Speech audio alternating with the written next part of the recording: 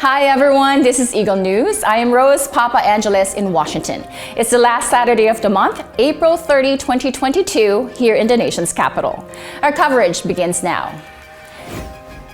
President Joe Biden has asked Congress for another $33 billion to aid Ukraine in its war with Russia. The president admits it is a lot of money, but says the price would be higher if the Kremlin's aggression is not stopped. Myla Simbulan reports. U.S. President Joe Biden to propose a huge $33 billion package for arming and supporting Ukraine in its war against Russia, as well as using luxury assets stripped from Russian oligarchs to compensate the battered pro-Western country. Speaking in the White House, Biden was set to announce the next phase in the already unprecedented effort to punish Russia for its invasion and to rush Western weaponry to Ukrainian troops. A senior U.S. official says the bulk of the proposed $33 billion package will be $20 billion in military and other security assistance. This means weapons and ammunition flowing to the Ukrainian people.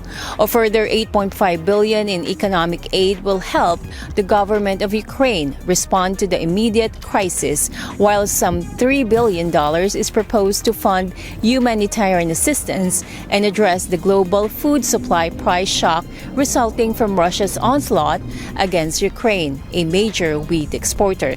The proposed package also includes funding to address economic disruptions in the United States and elsewhere, ranging from the impact on food supplies to availability of critical components used in high-tech manufacturing. Congress needs to approve the request, and while both Republicans and Biden's Democratic Party have signaled they are keen to keep backing Ukraine, an unrelated dispute over Biden's request for billions of dollars in new COVID pandemic funding threatens to complicate the approval process. Myla Simbulan, Eagle News, Swarthmore, Pennsylvania. The president went on to say despite Moscow's rhetoric, the U.S. is not attacking Russia. He says America is helping Ukraine fight an aggressor. Thanks, Myla. In other news, the U.S. Food and Drug Administration wants to ban menthol cigarettes and flavored cigars, but it's likely going to be several years before the ban takes effect. The FDA says it will ask for comments from the public before enacting the rule. It says the ban could significantly decrease disease and death from smoking. As well, Health and Human Services Secretary Xavier Becerra says banning menthol cigarette may also reduce the number of young smokers and could induce others to quit. Tobacco use is the leading cause of preventable death in the U.S. It estimated there are more than 18 million menthol cigarette smokers aged 12 and older. Meanwhile, with a huge number of students falling behind academically and suffering from pandemic-induced stress, the Department of Education, along with its partners, will spend over $220 million to help struggling school kids get back on their feet. EJ Gonzalez reports. The United States Department of Education announces actions and investments from several sources in support of student academic and mental health recovery. The announcements highlight how the American Rescue Plan, or ARP, has funded efforts to help students recover academically through summer learning enrichment and enhanced educational and mental health support in districts across the country. Now, this includes camp-school partnership programs and identifying summer learning and enrichment opportunities for children. Philanthropic partners like Bill and Melinda Gates Foundation, the Charles Stewart Mott Foundation, and the Rakes Foundation, among others, have committed additional resources of up to $60 million to stretch further American Rescue Plan dollars. The department says it has been leveraging over $160 million of its own grant funding to propel academic and mental health recovery for K-12 students across the country. EJ Gonzalez, Washington, D.C. Thanks, EJ. Days after a shooting in Washington that injured 4 people and left the suspect dead, the District of Columbia and its partner agencies have created what they call an intelligence-based violent crime impact team. Rosal Feria reports. Government leaders and law enforcement in the District of Columbia have announced the establishment of the Violent Crime Impact Team, or VCIT. This comes on the heels of a shooting where a gunman used fifth-floor apartment as a sniper's nest to shoot 4 people in Northwest DC. The shooter was later found dead in that very apartment from a self-inflicted gunshot. This was only one of a string of recent shootings that frustrated the Metropolitan Police Department chief. There was a man in a wheelchair shot in the 7,000 block of Blair Road. All this again is going on while MPD is dealing with the triple shooting, while MPD is also dealing with the sniper on Connecticut Avenue. We have a man shot in a wheelchair on Blair Road. It's reported to us that that man got into some type of argument with 3 young men, and some person decided that the responsible thing to do was to shoot a man in a wheelchair. That is unacceptable anywhere. VCIT aims to remove illegal firearms from the community and apprehend armed criminals. It focuses on more intelligence-driven operations and enhanced investigative abilities through partnerships between government and law enforcement agencies. DC Mayor Muriel Bowser says gun violence is a concern not only in the district but also throughout the nation. That guns are now the leading cause of death among America's children. And this is tragic, and this is something as a nation we have to confront. VCIT is a joint effort established by the MPD. Federal partners include the FBI, the Bureau of Alcohol, Tobacco, Firearms, and Explosives, and the Drug Enforcement Agency. Rosal Feria, Washington, D.C. Thanks, Rosal. Now for COVID news. In the Canadian province of Ontario, Chief Medical Officer Dr. Kieran Moore says mask wearing in high-risk indoor setting is still a must. This is as the province battles the 6th wave of COVID-19 infections. Yolanda Aspiras reports. As cases in Canada rise in the 6th wave of COVID, Ontario now has nearly 34,000 reported active cases. Because of this, Ontario's Chief Medical Officer of Health, Dr. Kieran Moore, is maintaining the mask requirements for high-risk indoor settings. The requirements, which were supposed to end on April 27, will now remain implemented until June 11. As COVID testing becomes limited, reported cases no longer remain as the only source of accurate numbers. Canada has turned to wastewater testing to provide additional insight on positivity rates in the country. This test shows that the newest form of the Omicron variant, BA2, continues to be the most dominant strain of the virus. The Chief Public Health Officer of Canada, Dr. Theresa Tam, expects that the virus will continue to evolve. Dr. Tam states that they are preparing for the chances of new variants, alongside possible genetically mixed variants as a result of co-infection. Ontario is therefore expanding access to COVID antiviral pills and eligibility for 4th doses of the vaccine. Currently, those aged 60 and over, alongside Indigenous communities and their non-Indigenous household members aged 18 and over, are eligible for a 4th dose.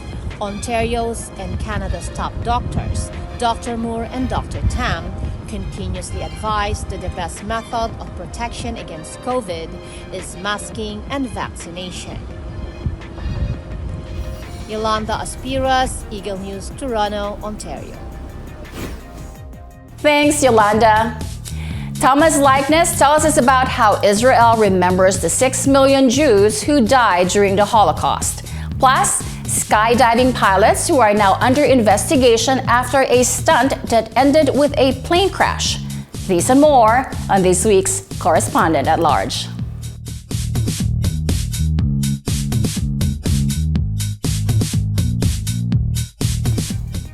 And now news and commentary from around the globe. This past Thursday, all activity in Israel stopped for 2 minutes. The country paused to remember the 6 million Jews who died in the Holocaust. At 10 o'clock in the morning, sirens blared to honor those who were murdered by the Nazis.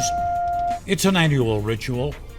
Prime Minister Naftali Bennett and President Isaac Herzog took part in a wreath-laying ceremony. On the street, citizens stopped to remember. For people like filmmaker Philip Plotnick, it was a time for reflection. Feels like the world just came to a pause, and it almost feels like that same feeling that we had just now was felt by many of the Holocaust, when all that stuff started going on, and it probably felt unreal. And just like that moment that we just felt was unreal, that's probably what they felt, the surprise and the shock of when they started realizing what was happening. And with what's happening today in Ukraine, perhaps this year's memorial takes on a deeper meaning. There's so much chaos in the world these days. We've got the war in Ukraine. That's the one getting the most airtime.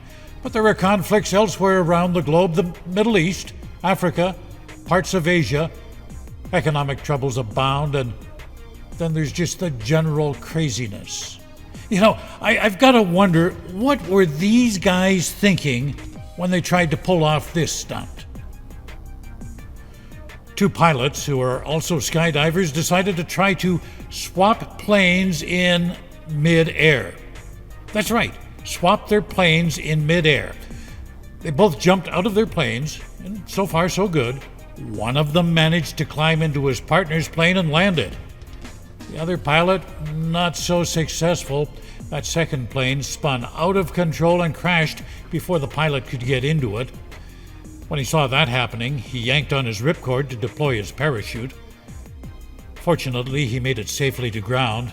Authorities not amused, they're investigating, and these two men may find themselves grounded permanently.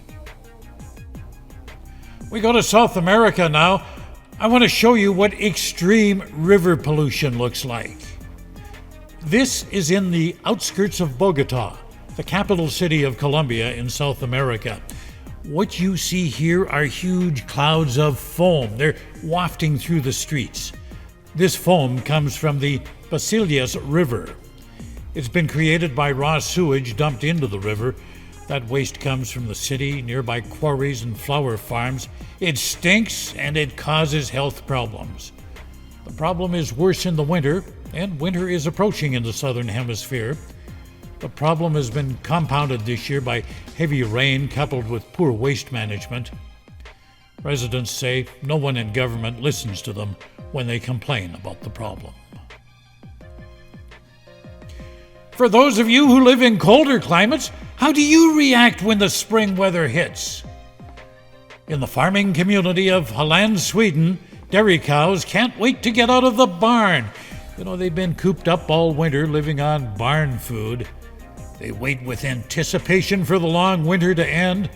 People in the community gather to watch the annual Koslap. That's a Swedish word that means cow release. The long-awaited moment arrives. The barn door opens. The bovines exit, and here you can see them running and jumping as they head to sunny pastures where they can munch on some green grass. The life of a contented Swedish cow. And as soon as the studio door opens, I'm going to jump and run out to take in some spring weather here in Edmonton. I'll be back in 7 days, but in the meantime, I wish you all peace, joy, and happiness in the ensuing week. Thomas I. Likeness, Correspondent at Large, Eagle News. Thanks, Thomas. A new public bus line in Port Moresby, Papua New Guinea now services routes never been serviced before. Echo Hotelesa Quinola for this week's Oceania at a Glance.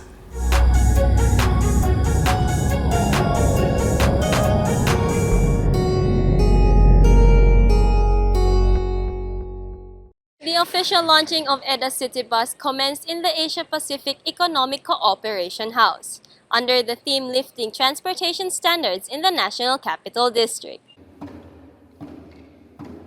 Port Moresby Governor Honorable Boris Barkov inaugurated his long-time project of having a city transportation for the residents of Port Moresby. He was grateful to the Road Transport Authority and the Ministry of Transportation for trusting him with this project. After many proposals and plannings, a sustainable, reliable, safe, and efficient transportation system have been fulfilled. The Edda City Bus is now out for the public to service routes which are currently unserved by the existing public utility buses. An initial 5 APEC buses now belong to the National Capital District. These buses will carry passengers to and from different selected routes within the city. A quick tour rummaging the city riding on the buses was experienced by the officials of the city together with Transport Secretary Roy Mumu and Road Traffic Authority Nelson Terema. The governor asked the citizens of Port Moresby to use these buses properly for the benefit of everyone and to set a high standard for better services in the city. That can bring visitors to our city, tourists to our city, to iconic places in the city, such as National Museum, the Parliament House, Nature and Adventure Park, come to beautiful Era Connecticut. These are all in the plan of things, so that this service is not just for commuters. Of course, essentially for commuters, going to school, going to work, returning safely from school and work, but also here for the great outcome of our capital city. Corporates you can hire, all the tourist operators too, they can partner us to deliver great outcomes in that space as well.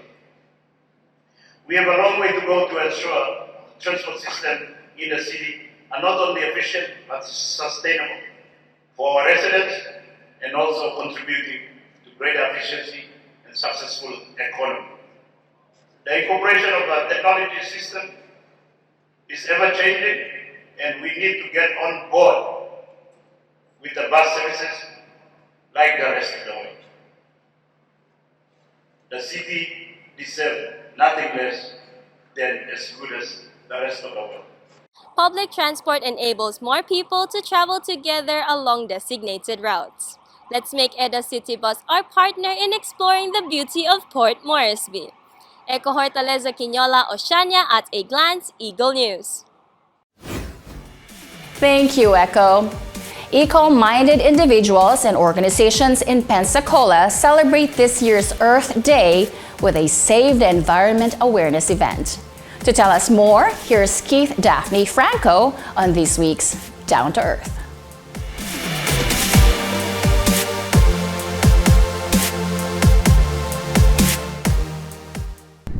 On April 22, 2022, we celebrated the 52nd anniversary of Earth Day with a theme of Invest in Our Planet.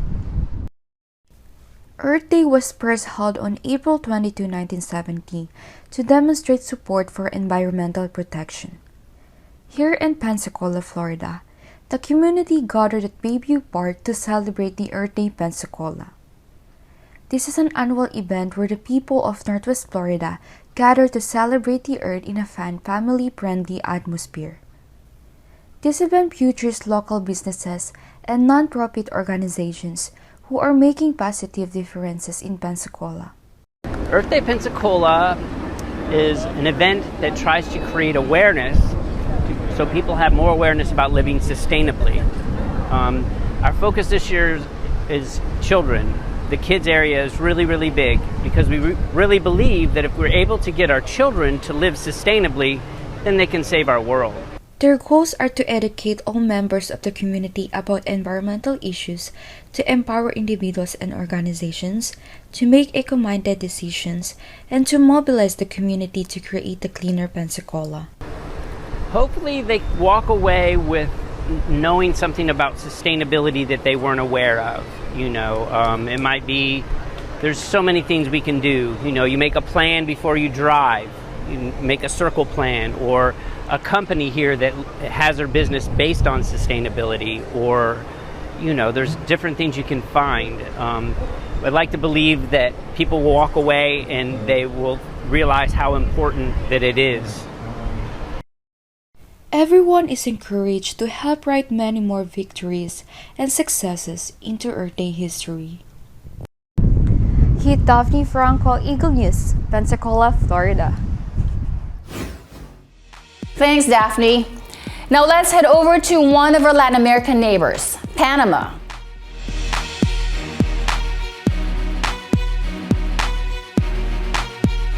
One of Panama's top tourist attractions has reopened following a 2-year closure due to the COVID-19 pandemic. The Punta Culebra Nature Center of the Smithsonian Tropical Research Institute in Panama is the only bureau of the Smithsonian Institute based outside of the United States. Marine exhibits include an aquarium that offers visitors an underwater experience with a variety of illuminated fish tanks with species from the different seas of the country. They can even touch a live starfish in the water. The Fabulous Frogs of Panama exhibitions is home to nearly 200 species of frogs, including the golden frog, a species endemic to Panama.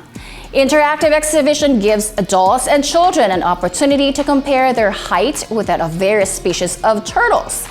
This center has a new area called the Curioso Space. Here, guests can examine drawers full of Smithsonian collections, such as seashells, some millions of years old.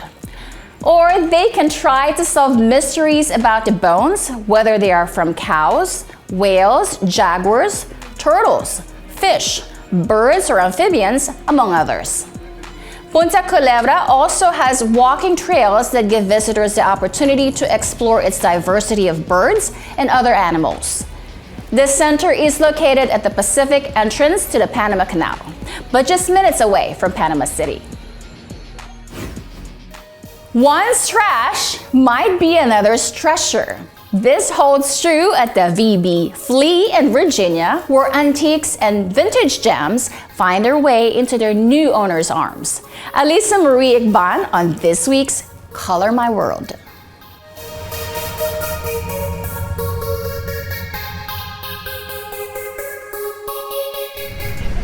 Hello, my name is Alisa Marie Igban, and we're here at the VB Flea. The VB Flea is a monthly market held right in the heart of Vibe Art District here in the oceanfront. Locals flock in to enjoy a bit of shopping, community, and finding great vintage gems. We were able to chat with Hannah, owner of Hank's Vintage, a sustainable home and clothing boutique that sells both online and at local markets like the VB Flea. We're at the VB Flea right now, and this is a vintage eclectic market that goes on every third Saturday of the month. Unless, of course, it's too cold, they cancel. But usually we're out here for the most part every month, and it's just a bunch of local vintage vendors that sell home goods and clothes and things of the past that people come by and they feel nostalgic about and find a little thing they can take home and remember from such a fun event. Hannah, along with many other vendors, set up individual booths to make a pop-up market. You can find a plethora of jewelry, home goods, clothing, and so much more. My favorite part is probably the community, and of course I myself am a vintage junkie. I love all the old random things, but definitely the people make it a lot of fun and warm and welcoming, and it's a really cool experience. Take your time to peruse vintage wares and artisan goods. One man's trash may turn out to be your next greatest treasure. We hope the next time you're in the Virginia Beach area, you can swing by and make a pit stop at this eclectic, fun, and unique market. You don't want to miss out. Reporting from Virginia Beach, I'm Alisa Marie Igban, Eagle News. Thanks, Alisa. Along with being thrilling, riding motorcycles can be very dangerous. A group in Washington State shares a message in an effort to keep motorcyclists safer on the road. Frendel Feheran reports. Whether we are on 2, 3, 4 wheels riding from point A to point B or going the distance, let's be cautious drivers because we share the road. A message from the community of motorcyclists. Just recently, a local family lost their loved one due to a fatal motorcycle mishap. Witnesses say that the driver did not see the motorist. Unfortunately, this is a common cause of preventable misfortune.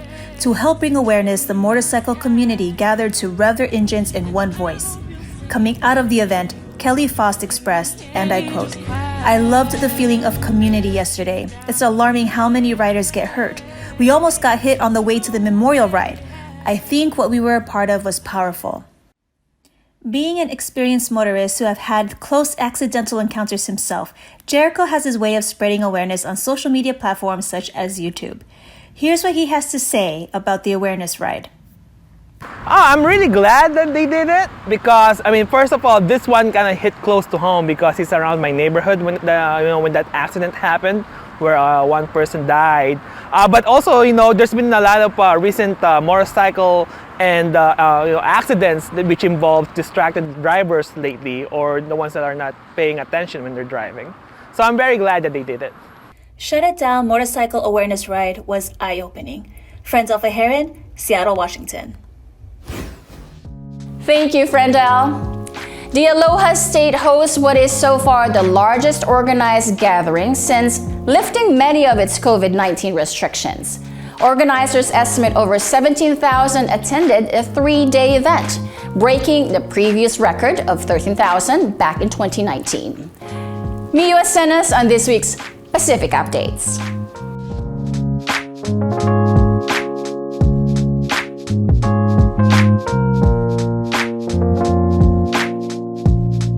Aloha and welcome to KawaiiCon 2022. You ready? Let's go!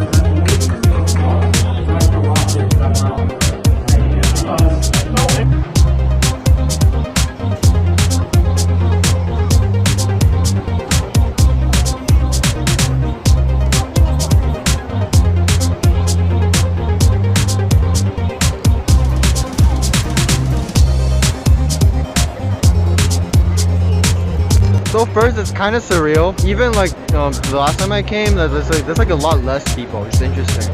I'm kind of neutral about it. The vaccination and the negative COVID tests. That requirement I think makes me feel like it's pretty safe. During the concert, it was super crowded, and it did make me feel a little bit unsafe.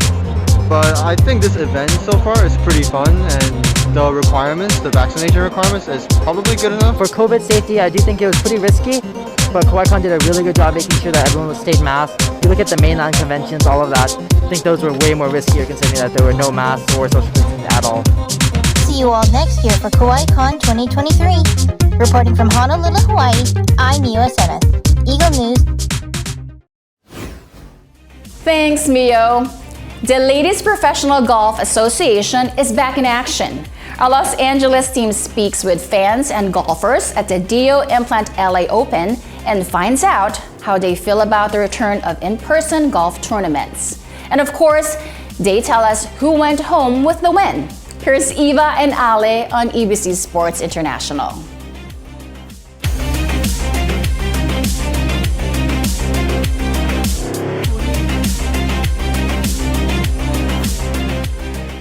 LPGA action returns to the Wilshire Country Club for the Dio Implant LA Open. Also returning are fans and spectators who were absolutely delighted to see their favorite players in person. Obviously, it's great to have fans back, and also in California, there's lots of Asian residents, and even my childhood friends' parents is here, so they watch me a couple holes, and it just feels great to reconnect with people. And it's better playing golf with some cheers than completely quiet. It's so nice. Just listen to those kind of roars out here. It's amazing. We're entertainers. We want to play in front of people. It just brings a good energy. So we're so happy to see people out here again. It means so much to be able to have play in front of people again. You know, I mean, because of the pandemic, obviously for health and safety reasons, you know, we weren't allowed to have fans out here, with the exception of some of the members that are, you know, were so generous to provide us this golf course for the week. But, you know, to have, you know, the entire sort of diverse group of people that we have as our fans back here, it means so much to all of us as players. One group of fans on hand were first responders and military, who were given complimentary admission to the tournament as a way of saying thanks for their service. Speaking for myself, and I'm sure other veterans too, we all appreciate that kind of extension. I know there's probably some times where I might not be able to go to something if they didn't have this kind of opportunity. So I certainly appreciate it, and I will continue to come to visit. And this place is absolutely gorgeous. It's a beautiful course and a great venue. It's great to have the rewards for the job that I did, and it's nice to be recognized for the experience that I had. It's a beautiful, you know, nice walk out in the fresh air and the beautiful scenery, and get to see a lot of nice people and talk to a lot of nice people too. Leading the pack and responsible for plenty of the crowd cheers were frontrunners Nasa Hataoka of Japan,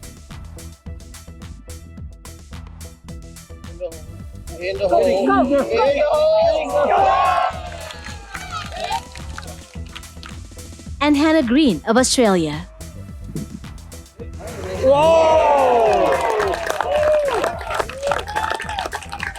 I feel like I didn't putt as well as I would have liked. I hit the ball pretty good and I hit a lot of greens, but hopefully I can roll a few more putts in next time. It was a lot of fun. I had a great time playing with Nasa. She played so well, so it was really nice to watch. Alan Balsillas, Eagle Broadcasting. Nasa, you know, Hannah Green finished with 10 under. That's good enough to win other tournaments, but you finished, you know, much higher than that. What does that say about the LPGA, just the level of play from the field of athletes that we have? そうですね、やっぱり4日間トーナメントでは毎日伸ばさないといけないっていうのもありますし、みんな飛距離もどんどん伸びていってるので、それにしっかりついていけるようにならないといけないなと思ってます。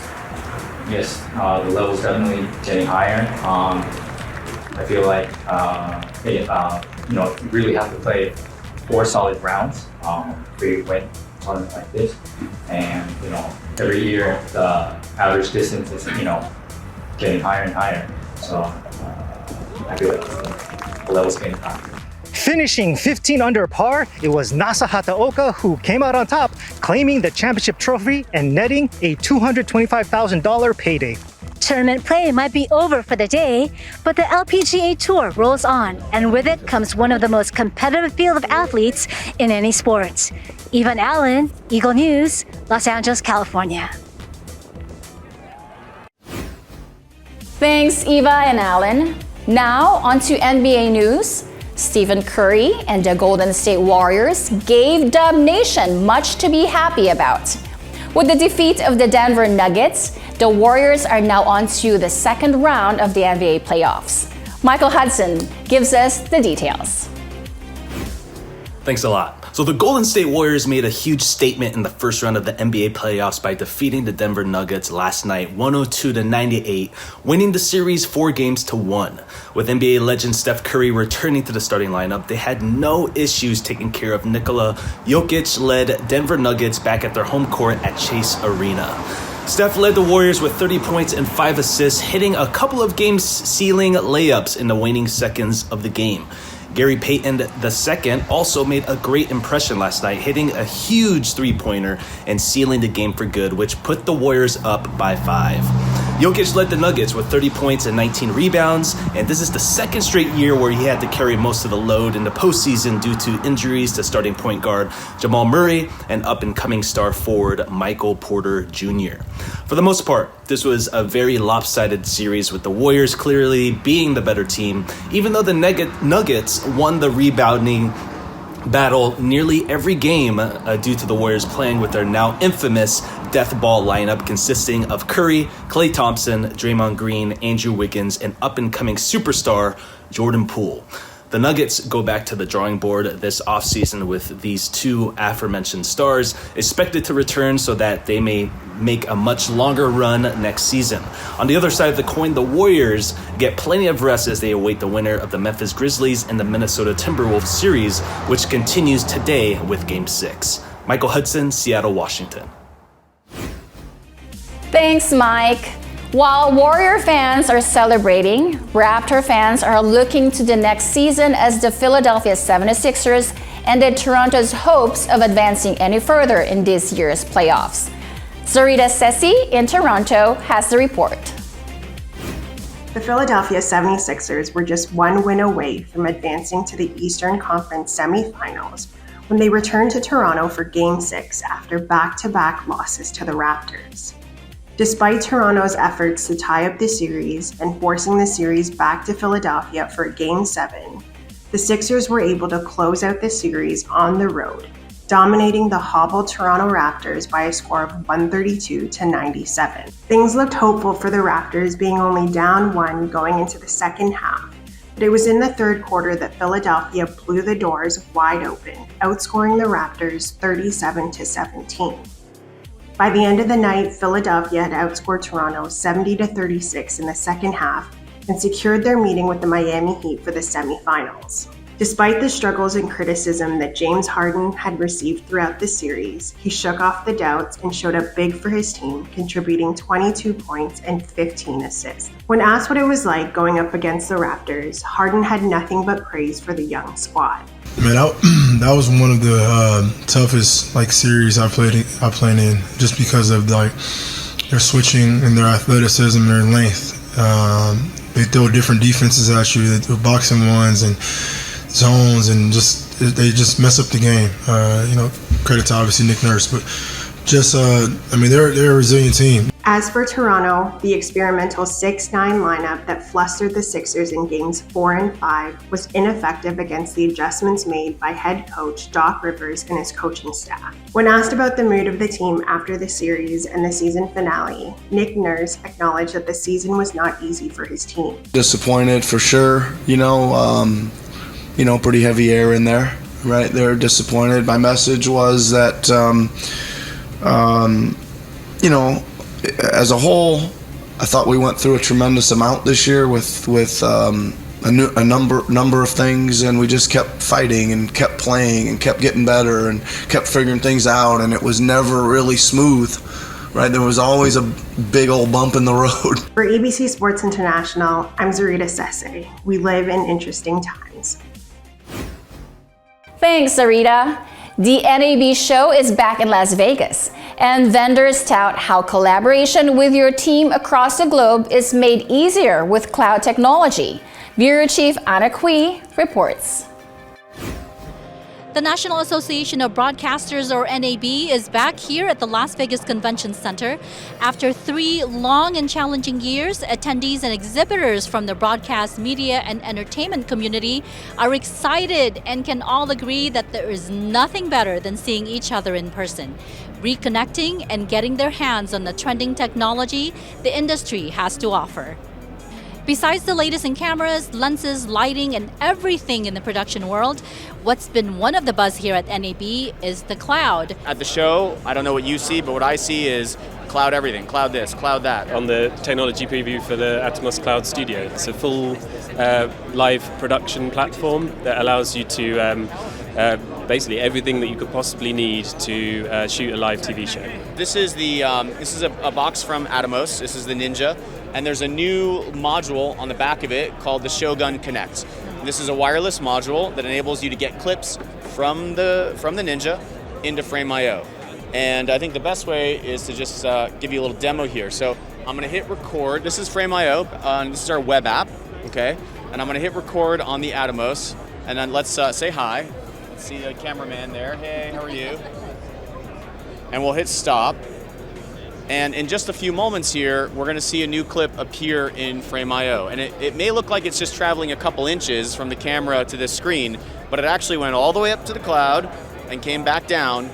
And here we have a editable proxy This is a 1080 H.265 proxy, very high quality, has matching file name, matching source time code. Yeah, so we have an integration with Filmic Pro, and I can grab this one here. So this is Filmic Pro, one of the most popular video recording apps for iPhone and Android, and Frame.io is now integrated into Filmic Pro. We're integrated into Premiere, After Effects, Final Cut Pro, Resolve. It means your footage is instantly available everywhere. You could be shooting in the Philippines, but maybe there's a great editor in New York that you would love to work with. And literally as you're shooting in the Philippines, that editor will get your clips in real time in Premiere. There's definitely a lot going on here at NAB, but don't take my word for it. Let's hear from some attendees on what they're excited about. The announcements like Frame.io coming into Adobe and Blackmagic, I think they said it perfectly. They basically said, you know, we had 2 years worth of gear to show people, and now we get to show it to people, and that's what's really cool. So had a lot of fun with that. Yung mga audio equipment, yung mga shooting equipment, ang gaganda. Ang gaganda. Mula nung ang laki ng pinagbago mula pa nung naunang mga NAB. It's awesome. I'm really having a lot of fun, here at NAB. It is my first time, and it's exciting. The lighting, the cameras, and it's awesome seeing all the new stuff and being able to finally talk to people.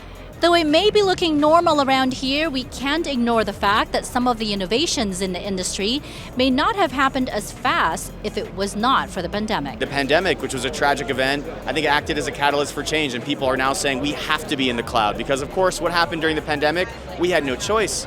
We were all distributed.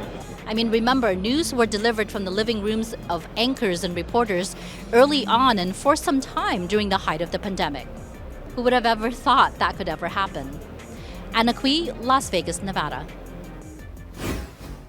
Thanks, Anna. Before we let you go, let us leave you with this heartwarming story of reaching out to and connecting with someone who may be different in some ways, but nevertheless, the same in a lot of things, including having the desire for joy and laughter. Abigail Dumlao reports. In recognition of Autism Awareness Month, we are revisiting a touching moment that went viral between a customer and a caring employee. I went to sa kanilang table po, and then I tried to speak with them. Angela in-introduce sa akin na, yun nga, si Donald he has an autism po. So, kailangan magbigay ako ng different approach para kay Donald. Buti na lang nung araw na yun, may magandang music. Ayun yung magiging way ko para makapag-interact ako ng maganda kay Donald. Nag-start ako ng sumayaw. Nung sumasayaw na ako, ginagaya niya yung ginagawa ko. Natutuwa naman ako dahil alam ko nakapagpapasaya ako ng tao katulad po ni Donald. Ganun naman talaga ako dun sa trabaho ko na handang magpasaya. Kung meron akong time, lagi kong pinupuntahan yung bawat table ng mga customer ko. Tapos, kasi kakilala ko na naman halos lahat ng mga customer ko eh. Parang kaibigan mo na rin sila. So, at saka nakakatuwa na nakakapagpasaya ako ng ibang tao. Siguro, isa na rin yung meron akong banal na takot sa Panginoong Diyos, kaya ginagawa ko kung ano yung tama, kung ano yung kalooban ng ating Panginoon. Donald's mother realized her son was feeling very happy one day and posted the video on her social media account. Within a day, thousands of people were looking at this video and so many comments and being shared all over the country and all over the world. It really showed someone really connecting and reaching out to someone with a disability. And Brian did not know Donald at all, but he could see that he needed special attention to make a connection, and that's exactly what he did. I'm so excited dun sa viral video kasi kung tutuusin, nakapag-inspire ako ng ibang tao na gumawa rin ng act of kindness in simple way. Kasi kung gagawa rin sila ng act of kindness, maraming tao din yung matutuwa rin sa kanila at saka makakapagpa-inspire na lalong silang gumawa ng mabuti sa kapwa. Abigail Dumlao, Staten Island, New York. Thank you, Abby, and thank you, Brian, for your kindness. View, like, share other shows. City Limits with Alan Basayahe. Connected with Dr. David. Take a seat and join us with Anna Kui. Plate Date with Mike Hudson and friends. Plus, Journey, Stories of Filipinos in Canada with Kathleen Cruz. Follow us on YouTube, Facebook, and Twitter at Eagle News Live. I am Rose Papa Angeles. Once again, happy weekend, everyone.